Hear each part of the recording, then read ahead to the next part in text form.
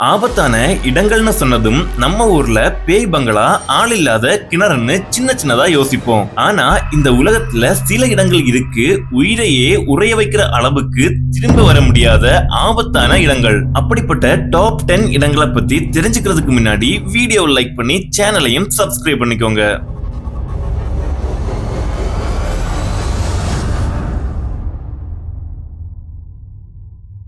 நம்ம லிஸ்ட்ல 10வதா இருக்கிறது நரகத்தின் வாசல், அதாவது கேட்ஸ் ஆஃப் ஹெல். இந்த பூமியில ஒரு இடத்துல கிட்டத்தட்ட 50 வருடமா அணையாம நெருப்பு எரிஞ்சுகிட்டே இருக்குன்னு சொன்னா நம்ப முடியுதா? அதுதான் இந்த நரகத்தின் வாசல். இது துர்க்மெனிஸ்தான்ல காணப்படுது. 1971ல ரஷ்ய விஞ்ஞானிகள் இங்க மீத்தேன் வாயு எடுக்க ஒரு சுரங்கம் தோண்டினாங்க. 230 அடி சுற்றளவுல தோண்டும் போது திடீர்னு 66 அடி ஆழத்துக்குள்ள பூமிக்குள்ளேயே போயிடுச்சு. இதுல இருந்து கொடூரமான மீத்தேன் வாயு கசிய ஆரம்பிச்சது. அந்த வாயுவை கட்டுப்படுத்த தீய மூட்டுனாங்க.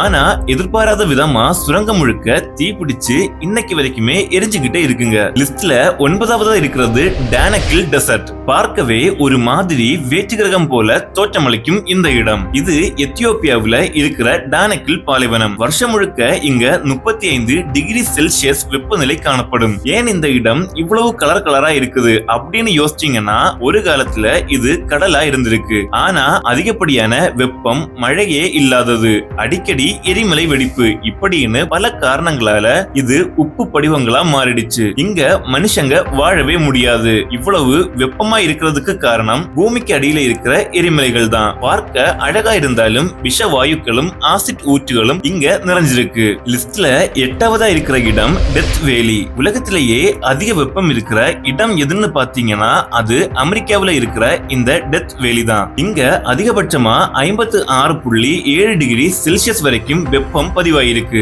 இன்னொரு ஆச்சரியமான விஷயம் என்னன்னா, இந்த பாலைவனத்துல கற்கள் தானாகவே நகருமாம். அங்க இருக்கிற விஞ்ஞானிகள் 7 வருஷமா அத ஆராய்ச்சி பண்ணி ஒரு விஷயத்தை கண்டுபிடிச்சாங்க. என்னன்னா, கோடை காலத்துல பாறைகள் நகரவே நகரலையாம், குளிர்காலத்துல மட்டும்தான் நகருமாம். ஏன்னா இந்த பாலைவனத்துக்கு பக்கத்துல இருக்கிற ஒரு ஆத்துல குளிர்காலத்துல தண்ணி அதிகமாகி பாறை பக்கத்துல வரும். ராத்திரி அந்த தண்ணி உறைஞ்சு பனிக்கட்டியா மாறும். பகல் நேரத்துல பனிக்கட்டிகள் உருகி பள்ளமான பகுதிகளுக்கு போகும்போது பள்ளத்துக்கு பக்கத்துல இருக்கிற கற்கள் 100 மீட்டர்ல இருந்து 200 மீட்டர் வரைக்கும் நகருதாம். லிஸ்ட்ல 7வதா இருக்கிற இடம் ஸ்கெல்டன் கோஸ்ட், எலும்புக்கூட கடற்கரை அப்படின்னு கூப்பிடப்படுற இந்த இடம் நமீபியாவுல இருக்கு. சுமார் 5054 சதுர கிலோமீட்டர் பரப்பளவுல இருக்கிற இந்த இடம் உலகத்திலேயே பாலைவனமும் கடலும் சந்திக்கிற ஒரு இடம். இங்க 500க்கும் மேல கப்பல்களோட பாகங்கள் சிதஞ்சு கிடக்குதாம். சில கப்பல்கள் பாகங்கள் தண்ணில மிதக்குது, சிலது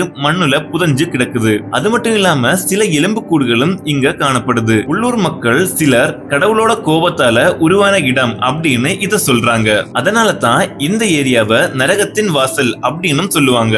லிஸ்ட்ல 6வதா இருக்கிற இடம் மவுண்ட் சினாபங். இந்தோனேஷியான்னு சொன்னாலே பூகம்பம், சுனாமி, எரிமலை வெடிப்பு அப்படின்னு அடிக்கடி நடக்கும். இந்தோனேஷியாவில தான் சுமத்ராவில இருக்கிற மவுண்ட் சினாபங் என்கிற எரிமலை அப்பப்ப வெடிச்சுக்கிட்டே இருக்குமாம். சமீபத்துல கூட இந்த எரிமலை வெடிச்சு கிட்டத்தட்ட 5000 அடி உயரத்துக்கு புகை வெளியேறுச்சு. 5 கிலோமீட்டர் சுற்றளவுல இருக்கிற மக்களை வெளியேறுமாறு கேட்டுக்கிட்டாங்க. கடந்த சில வருஷத்துல இந்த எரிமலை வெடிப்பினால சுமார் 30,000க்கும் மேல மக்கள் அங்க இருந்து வெளியேறி இருக்காங்க. பெரிய சத்தத்தோட கருமையான புகையோட இந்த எரிமலை வெடிச்சத நேர்ல பார்த்ததா பலரும் சொல்றாங்க. லிஸ்ட்ல 5வதா இருக்கிற இடம் டெட் ரோடு. டெட் ரோடுன்னு சொல்ற இந்த இடம் லாபாஸ் நகரத்தையும் கொலம்பியாவோட யோகாஸ் நகரத்தையும் இணைக்கும் ஒரு 64 கிலோமீட்டர் நீளமான சைக்கிளிங் பாதை. 1930கள்ல இந்த ரோட உருவாக்க திட்டமிட்டாங்க. பெரும்பாலும் போர் கைதிகளால தான் இது கட்டப்பட்டது. 3 மீட்டருக்கும் குறைவான அகலமும், தடுப்புச் சுவர்கள் இல்லாமலும், மலைச்சரிவுகள், நீர்வீழ்ச்சிகள், செங்குத்தான பள்ளங்கள்னு ரொம்பவே ஆபத்தானது இந்த இடம். ஒவ்வொரு வருடமும் இந்த ரோட பயன்படுத்துற 200 முதல் 300 பயணிகள் வரைக்கும் உயிரை விடுறதா தகவல்கள் சொல்லுது. நீங்க ஒருவேளை இந்த டெட் ரோட்ல போகணும்னு நினைச்சா போகாம இருக்கிறது தான் நல்லது. ஏன்னா ஒரு தடவை உள்ள போயிட்டா திரும்பி வர்றது ரொம்பவே கஷ்டம். 4வது இடத்துல இருக்கிறது தான் இதுவரை தீர்க்க முடியாத பெர்முடா ட்ரையாங்கிள். உலகத்துல எவ்வளவு ஆபத்தான இடங்கள் இருந்தாலும் கண்டுபிடிக்க முடியாத அமானுஷ்யமான பகுதி எதுன்னா அது பெர்முடா ட்ரையாங்கிள் தான். இதுக்கு டெவில்ஸ் ட்ரையாங்கிள் அப்படின்னு இன்னொரு பெயரும் உண்டு. அட்லாண்டிக் பெருங்கடலோட வடமேற்கு பகுதியில காணப்படுற புளோரிடா, பெர்முடா, பியூர்டோ ஆகிய மூணையும் இணைக்கும் முக்கோணமான கடல் பகுதி தான் இது. இந்த பகுதி வழியா போற கப்பல்களும் விமானங்களும் திடீர்னு காணாம போயிடுதாம். இதற்கு காரணம் வேற்றுக்கிரகவாசிகள், ராட்சச ஆக்டோபஸ், இயற்கை சீற்றங்கள்னு பல கதைகள் சொல்றாங்க. ஆனா உண்மை என்னன்னு பாத்தீங்கன்னா, கடலுக்கு அடியில இருக்கிற மீத்தேன் வாயுக்கள் வெளியே வர்றதால தான் கப்பலும் விமானமும் காணாம போகுது அப்படின்னு சொல்றாங்க. ஹைட்ரஜன் சல்பைடு, மீத்தேன் வாயு ரெண்டும் சேரும் போது ஹைட்ரோகேஸா மாறி அது மேல வரும்போது இப்படி மர்மங்கள் நடக்குதாம். மூன்றாவது இடத்துல காணப்படுற மர்மமான இடம் தான் லேக் நியோஸ். ஆப்பிரிக்காவுல கேமரூன் நாட்டில் இருக்கிற லேக் நியோஸ் என்கிற ஏரி 2 கிலோமீட்டர் நீளமும் 230 அடி ஆழமும் கொண்டது. 1986ல ஒரு நாள் ராத்திரி 9 மணி அளவுல இடி விழுந்தது மாதிரி ஒரு பெரிய சத்தம் கேட்டுதாம். அந்த நாள் காலையில பார்த்தா அந்த கிராமத்துல எல்லா மக்களும் செத்து போய் கிடந்தாங்களாம். ஒரே ஒருத்தர் மட்டும் மயக்கமா இருந்திருக்கார். அவர் என்ன நடந்ததுன்னு பார்க்க போனப்போ ஒரு பொண்ணு சடலங்களுக்கு நடுவுல அழுதுகிட்டு இருந்ததாம். அந்த பொண்ணோட உறவினர்கள் கூட பிறந்தவங்க 30 பேர் செத்து போயிருக்காங்க. அவங்களோட 400 கால்நடைகளும் செத்து போயிருக்கு. முந்தின நாள் 9 மணி அளவுல யார் யார் அங்க இருந்தாங்களோ அங்கேயே சடலங்களா கிடந்திருக்காங்க. மொத்தம் 1746 மக்களும் 3500 விலங்குகளும் இறந்தது தெரிய வந்திருக்கு. இதற்கு காரணம் பக்கத்துல இருக்கிற நியோஸ் ஏரியில இருந்து கார்பன் டை ஆக்சைடு மாதிரியான ஒரு வினோதமான வாயு வெளிவந்ததா சொல்லப்படுது. கிட்டத்தட்ட 1.6 மில்லியன் டன் அளவுக்கு கார்பன் டை ஆக்சைடு வாயு வெளியே வந்திருக்கு. இதனால தான் ஏரி பக்கத்துல இருந்த மக்கள் மூச்சு திணறி இறந்து போயிருக்காங்க.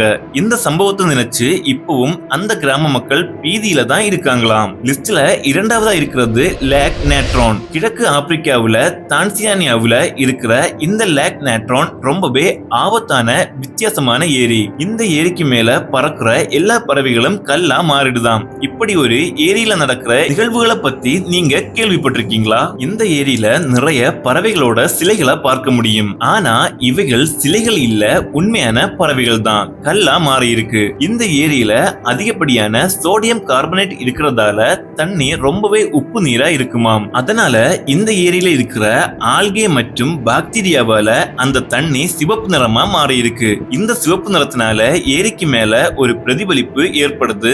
அந்த சிவப்பு நிறம் மேல போற பறவைகள் குழம்பி அந்த பறவைகளை ஏரியில விழ வைக்குது. அப்படி விழுற பறவைகளும் விலங்குகளும் கல்லா மாறி அந்த ஏரியோட பக்கத்திலேயே காணப்படுது. லிஸ்ட்ல முதல்ல இருக்கிற ரொம்பவே பயங்கரமான இடம் எதுன்னா தி ஸ்னேக் ஐலண்ட். பிரேசில் கடற்கரையில இருந்து கிட்டத்தட்ட 33 கிலோமீட்டர் தூரத்துல இருக்கிற இந்த தீவுக்கு பிரேசில் அரசாங்கம் போறதுக்கே தடை போட்டிருக்காங்க. இந்த தீவு 12,000 வருடங்களுக்கு முன்னாடி உருவானதா சொல்லப்படுது. இங்க கால் வைக்கிற இடமெல்லாம் கொடிய விஷம் பாம்புகளா இருக்குமாம். தன்னை வேட்டையாடவோ கொல்லவோ எந்த உயிரினமும் இல்லாததால பாம்புகள் தன்னோட இனத்தை அந்த தீவிலேயே பெருக்கி அதை தனக்கான இடமா மாற்றி இருக்கு. இந்த தீவை கடந்து போற பறவைகள் தான் இங்க வாழ்ற பாம்புகளோட முக்கிய உணவா காணப்படுது. இந்த தீவுல கிட்டத்தட்ட 4,30,000 பாம்புகள் இருக்கலாம் அப்படின்னு கணக்கிடப்படுது. கடல் மட்டத்தோட அளவு உயர்ந்ததால தண்ணியால மூழ்கடிக்கப்பட்ட நிலப்பரப்புல இருந்து இந்த தீவு உருவானது அப்படின்னு சொல்லப்படுது. இந்த உலகத்துல நாம இப்ப பார்த்த ஆபத்தான இடங்கள் எல்லாமே நம்மள பயமுறுத்துறதோட இயற்கையோட சக்தியையும் புரிய வைக்குது. இந்த வீடியோ பத்தின உங்களோட கருத்துக்களை கமெண்ட்ல சொல்லுங்க. நீங்க எந்த இடத்துக்கு போய் சுத்தி பார்க்க ஆசைப்படுறீங்க என்கிறதையும் கமெண்ட்ல சொல்லுங்க. இன்னொரு இன்ட்ரெஸ்டிங்கான வீடியோல சந்திக்கலாம். சேனலை மறக்காம லைக் பண்ணி சப்ஸ்கிரைப் பண்ணிக்கோங்க.